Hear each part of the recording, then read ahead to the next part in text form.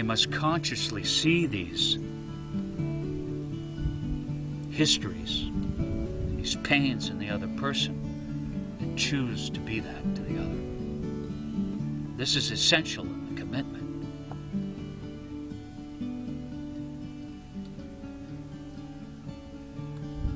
And maybe they each know, and they're harder on themselves than anybody else in the whole world. So this one might think that they never give enough. They're always worried about themselves. And this one might think that they're always hard on people. But what they perceive in the other is really these good qualities. They don't see their behavior in the same way, what they're each so hard on. So part of this commitment is to see the truth of the other, not their faults. And you're committing to that. You're not committing to getting what you want, to getting the love that you need. You're committing to what you see in the other, and that this circle, and that you serve this spine of the other for that to flourish. And so perhaps in this ceremonial gathering of things to arrive at this circle in the ceremony, it's as if you choose things. And maybe today they chose this rock, which is a heart here, it's a heart here, it's a heart here, and here. So it's these four hearts, like the four directions, that are these balancing forces within the relationship that then compose the center, which is the heart of that union of marriage. So they might choose which ones that they want.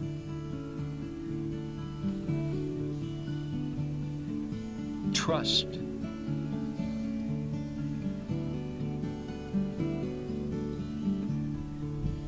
Loyalty. Compassion.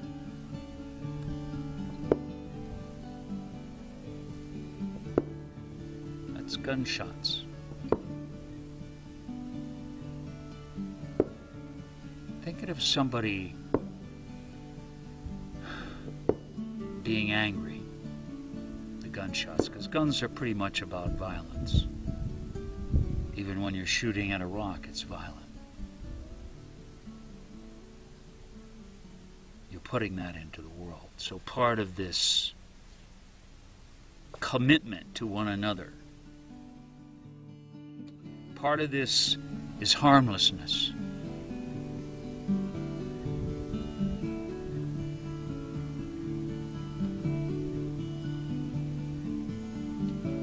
So perhaps another one of these is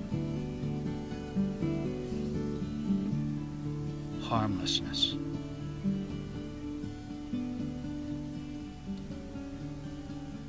That these four form a balance. It could be strength. It could be anything that those two individuals wish to establish as the foundation and circle of their union. Just as you as a single individual in your commitment to your circle have particular qualities that are special to you. Some people, they're just naturally, they love giving things. Now usually they give too much because they need that attention. But it still can be an essential part of them. The giving, the generosity. Generosity. Generosity could be a quality on here. What greater quality to have within this marriage than generosity? Not worried about what you're not getting, but generosity. Generosity. Conflict in this marriage will come from each one not feeling like they're getting what they want and blaming the other one for it. That's the opposite of this commitment to this circle of marriage. So this is the center, and they commit to these qualities of the four directions. And they acknowledge these two spines of who they are. They see it in each one. And they know that each brings a history, their own pain and hurts, traumas perhaps, that they must be loving to in themselves first, and then that extends out to the other, and that extending out to the other is communication.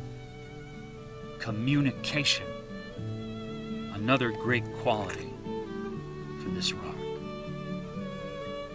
Because without communication, that commitment in a relationship can never succeed as something beautiful. Beautiful. So we gather all these objects, we acknowledge them, we gather this just as we would in whether I'm doing a vision quest or retreat or anything for people. We're gathering, we're acknowledging all these qualities, including the difficulties, creating the circle, just like we're creating the circle of marriage that they take home with them as these objects. And then in the end, we come together in the center. We come together in the center. These two spines that have been acknowledged, now in this coming together. And in that coming together, which could be the coming together of within yourself of what you thought has been separate, so that it flows. It's the same thing. This commitment, this path of life. When you commit in a marriage, it's a path of life, of love and compassion. And so, when they come together and they stand face to face, as if you standing face to face with yourself, wherein the exchange between the eyes, a silence and love passes. And now let's let those gunshots and be like fireworks. This celebration. The fireworks are going off as we join in this union. And finally, perhaps, what will hold these together? A kind of vow, you could say, that we will hold these together with. It could be a vow like, I vow with a breath. Your breath, when you breathe, it's love to yourself. When you breathe as you are with the other, you're relaxed and open and loving and spacious. Your breath, love to yourself, love to the other. So I vow with this breath of the circle, we share now, this breath of the circle that we share as a living breath. To live in this marriage and this union from the heart that we are.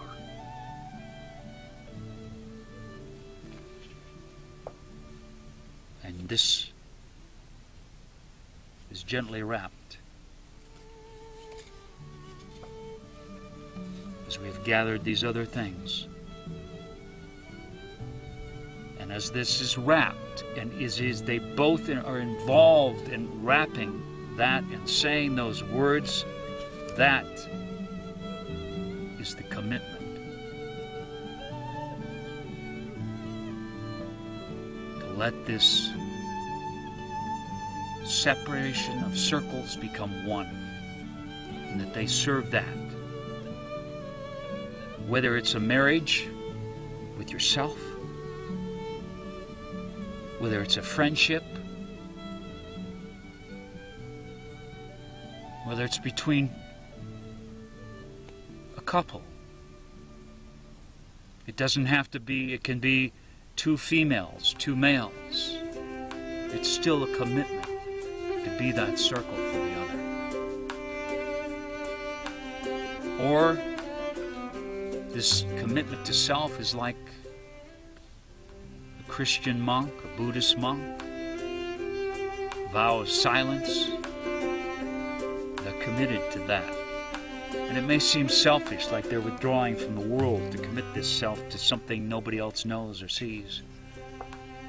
But in that compassion that they live, they stand in the center of the circle of who they are, just as this couple does.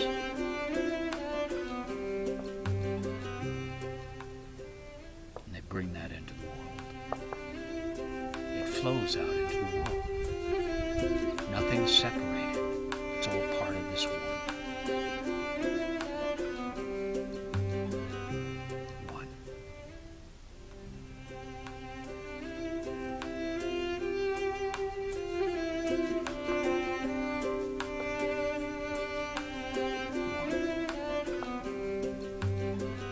Say that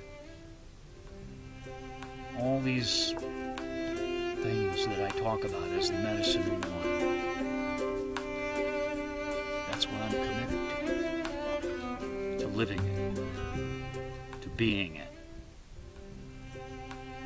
And that out of that, it just flows. It flows what's happening right now.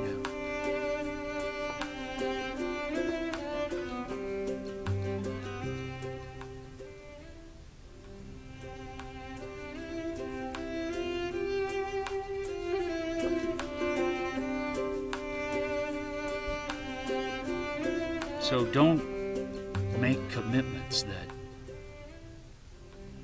you're not going to uphold. Because the same commitments aren't right for everybody. So be aware. Right, Beauty? Come here. You know, when I rescue my dogs and I take care of them, I'm committed. I'm committed to feeding her as best I can and taking her for walks when I don't even feel like it, and loving her and being part of her pack. So, you know, don't go out and get an animal if you're not gonna love it and take care of it. The same thing's not right for everybody. Marriage is not right for everybody. But if you do it, commit. Ah, my friend Hunter too. I am committed to you guys. Yes, I am. Yes, I am.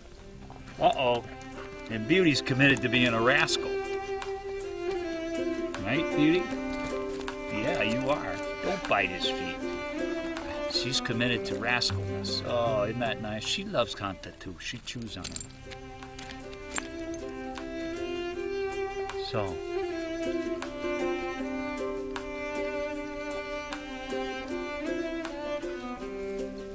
all of us now stand in the circle of this pack